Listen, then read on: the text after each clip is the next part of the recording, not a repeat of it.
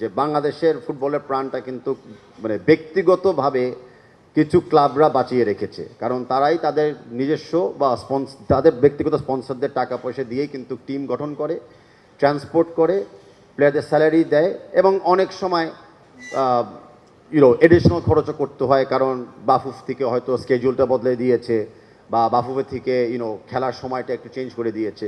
তো আমরা ডেফিনেটলি কৃতজ্ঞতা জানাই ক্লাবদেরকে।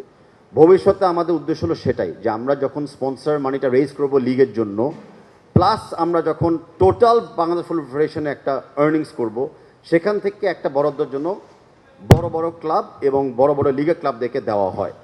আর সেটা হবে same for district level as well, যে স্পেসিফিক ডিস্ট্রিক্টে যেই স্পন্সর আমরা তুলতে পারবো, সেই স্পেসিফিক ডিস্ট্রিক্টের আর্নিংস থেকে কিন্তু ডিস্ট্রিক্টের ক্লাবগুলো কিন্তু কিছু আর্থিক অনুদান পাবে। তা এখন এটা কি সবার জন্য সেম না, কিন্তু যেখানে আমরা পারবো সাকসেস, সেই ক্লাবগুলোই কিন্তু বেনিফিটেড হবে। এটা আনফর্চুনেট, বাট এটা হবে reality of the game going forward.